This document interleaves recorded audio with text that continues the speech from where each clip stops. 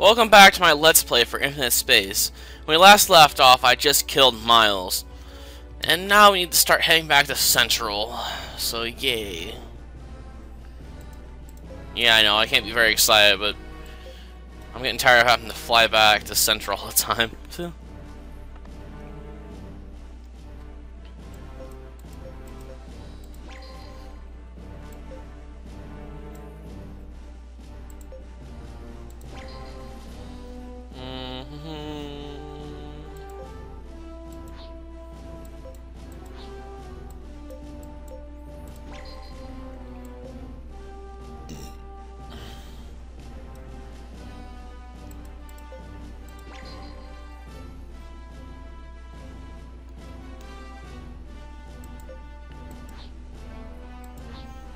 Oh, yeah.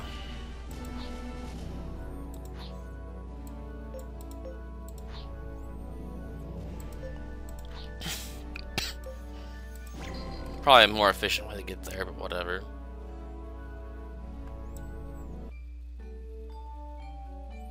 Oh, not again. She requires a screening when assault Yuri's ears as he disembarks at the spaceport. He looks around and, as expected, he spots Lord Roth, surrounded by a crowd of excited women nearby. That's enough autographs for today, ladies, don't you think? Now, if you'll please excuse me, I have a bit of business I need to attend to. Waiting to the women who are now letting out cries of disappointment, Lord Roth makes his escape, running over to where Yuri is. Hello there, Yuri. Sorry I couldn't take part in that operation to retake Andalusia. Don't worry about it. Besides, you don't even have your own ship right now. Oh yes, about that. While finishing his sentence, Lord Roth simply smiles and lets out a chuckle as he makes a motion with his hands. It seems that he wants Yuri to follow him. Yuri until Lord Roth heads off towards the ship docks.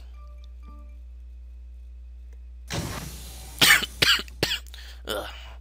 Here we are, just look at it. It's my new shop, isn't it, Booty?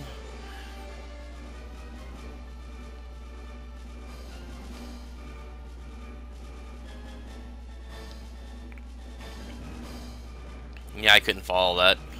All I can say is, wow! I had no idea Rangel could design, let alone build such a ship. So are you a little envious? Yeah, to tell you the truth, I am. There's not a zero G-Dog in the universe that wouldn't want a ship like that. Heh. That's what I love about zero G-Dogs. Always honest, sometimes even to a fault. Oh, don't think I'm trying to show off or anything. That's the last thing on my mind. All I wanted was to hear what you thought about my new ship. Besides, you just might get one yourself that'll put this beauty to shame. Huh? What's that supposed to mean? Let's save that for later. You know, something to look forward to. Like I said, huh? Yeah. Because I have enough fame to get the Evastafi battleship, because I went the route to pick it up. There's no way I can get the Maiar, or however it's pronounced.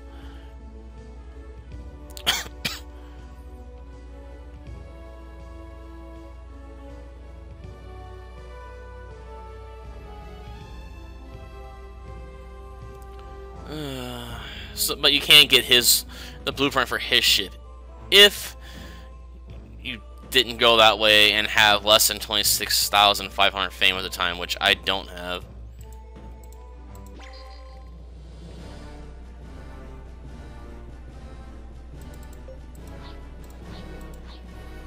Now we're gonna try and get some random events to occur.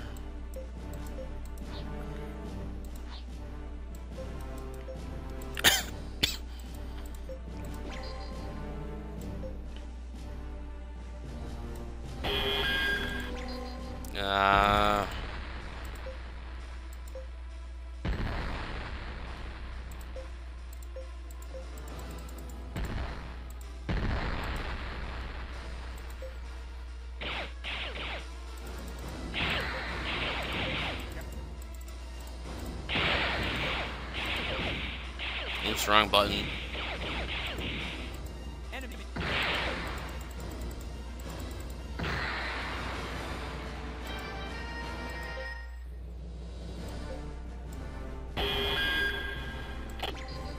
Oh, I can't run that time.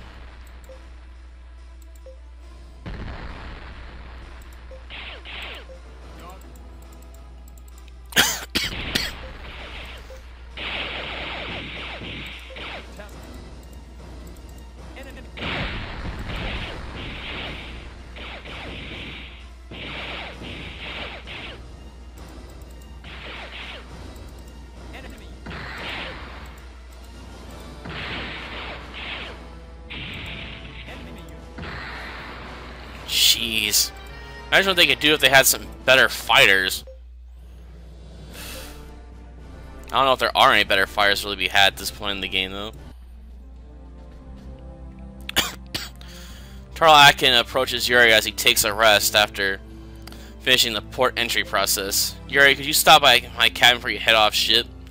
Sure, no problem, but what's this about? Oh, well, I'd like to talk to Kira too, so could you bring her along? Huh? Torlo, it's Yuri and Kira. Yuri and Kira arrive at Torlo's cabin moments later. Oh, hey guys. Sorry to bother you like this. Here seats Tanya Akrov are in the room with Torlo. He looks strangely stiff and formal.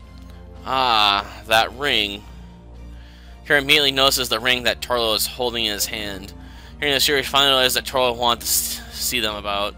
So you kids finally decided to get together? Wow, really, Titania? Yeah, I know it's not really the time or the place right now, but you got backwards. This is exactly the right time and place. Thanks for being so understanding, Kira.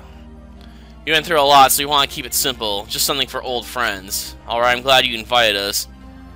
I think probably the first time in a long while. Perhaps since Franny Porolo's death. Right in front of him, Tarlo and Titania stand blushing, facing one another. I promise from this day forth to drink of the morning dew and share all that I have with you.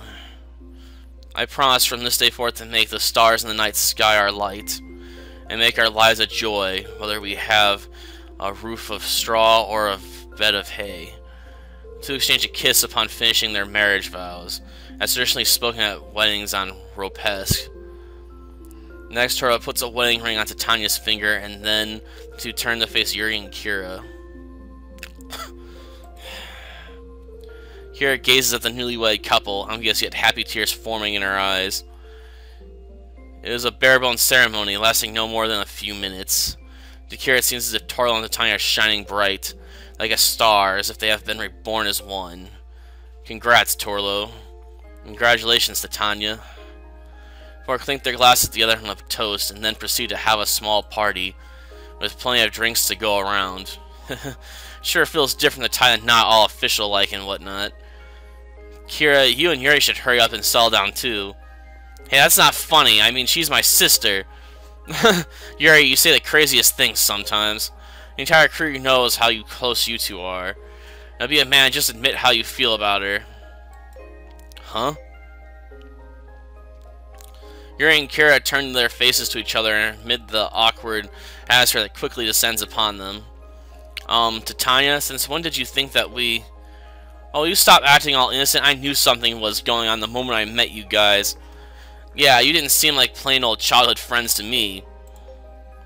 What, something wrong? You're really acting strange, Kira. Oh, it's just, I guess, a little bit drunk is all. Okay, but we'll let slide then. Anyway, today's a great excuse to get completely smashed, so drink up. This is our big day, after all. Yes, of course. Yuri and Kira exchange furtive glances, and then from that moment on, they do not touch the subject anymore. They spend the rest of their time celebrating the happy couple.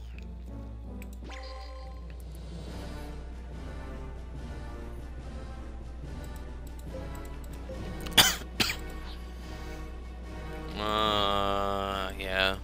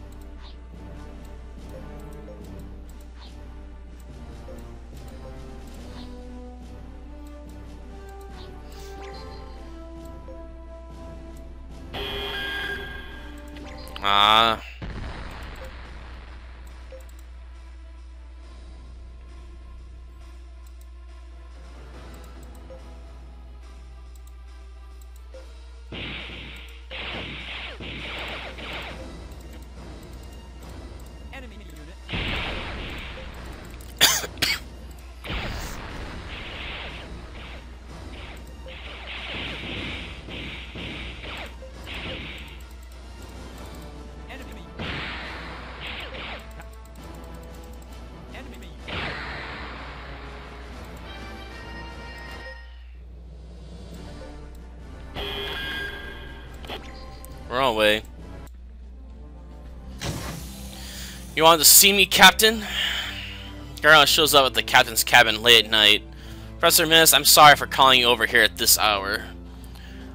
Oh, no, I don't mind at all. Besides, I can now sleep at the time I prefer thanks to you, taking you off of my normal shift. Now, what was it you wanted to see me about? I wanted you to test these. Your hands, Professor, 2 small capsules.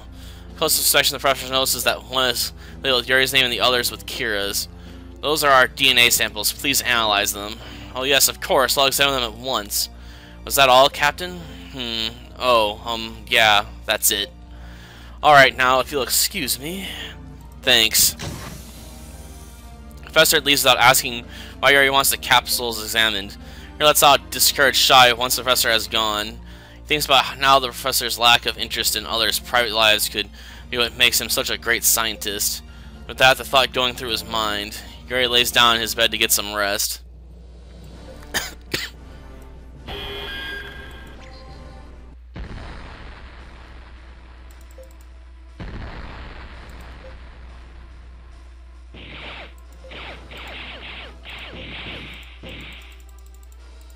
Enemy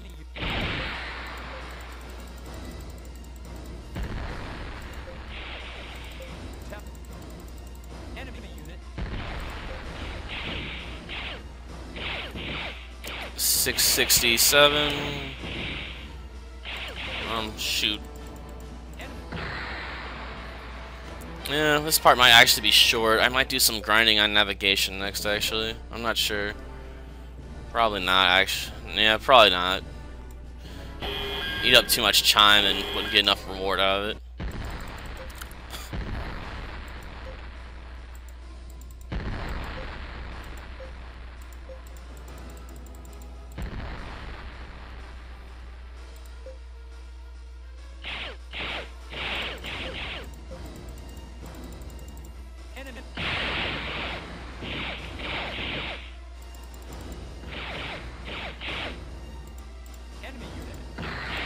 Sheer amount of damage fighters can do in this game is sort of crazy. And then you realize that there's even more powerful mobile platforms you can only get in a second playthrough. And you're like, damn.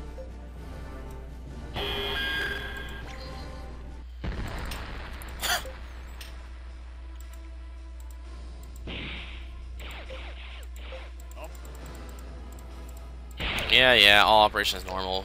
Skip it. Enemy.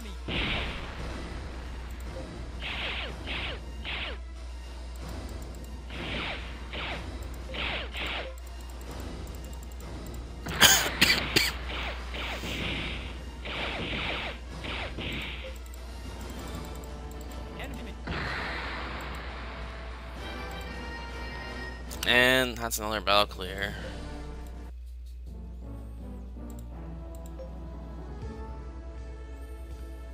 Of course, if I do this, I cannot return the Garner twins after this, so... Then again, they're better than... that module anyway, so... Oh, Captain, I have those results you wanted. Oh, you mean for the DNA test? What did you find out? Well, neither of you need to worry about getting cancer. My only concern here is your future susceptibility to high blood pressure, Captain. Wait a minute, Professor Miss, that's not why I asked you to run the test.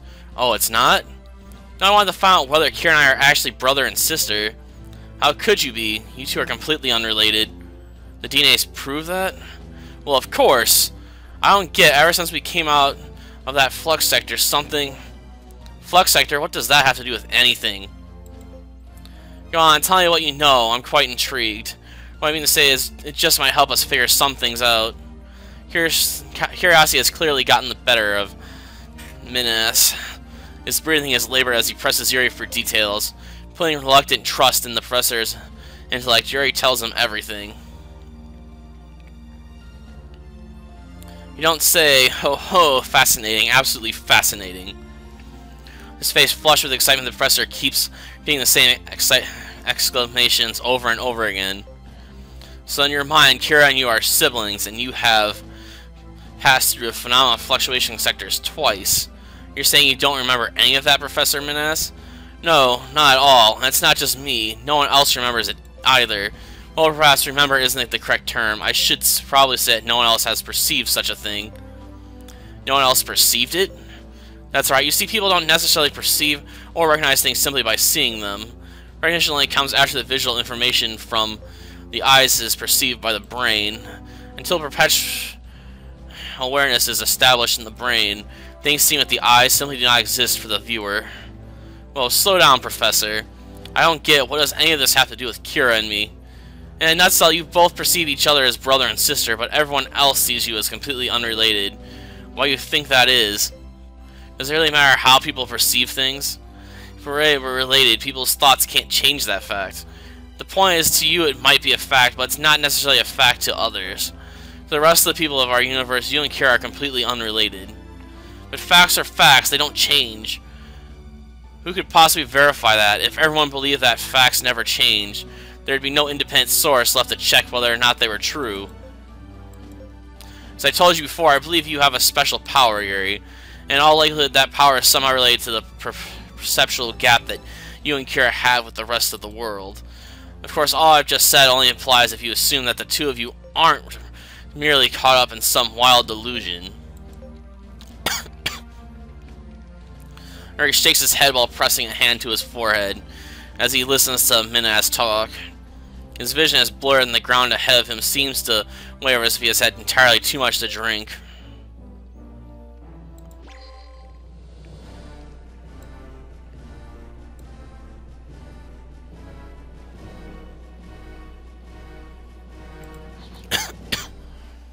Anything I can do here?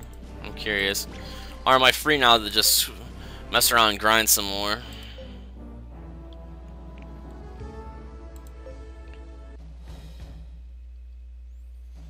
There's a few people around. The building appears to be deserted. Oh, the second floor. Anything here, too? I observe as many officers busily moving about. Lirsing appears to be stationed smack dab in the middle of all the commotion and the noise. Alright, you retake Andalusia for us. Thanks to you, the Libertasian government has finally stopped panicking, at least for now. Senator Weinberg is now traveling around Libertas, trying to soothe its government's fears. Well, if we want to advance the story some more, we'll have to head back to the frontline headquarters at Oz. I think I'll save that for next time, though. Yeah, I realize this part's short, but we did learn some interesting things, didn't we? Until next time.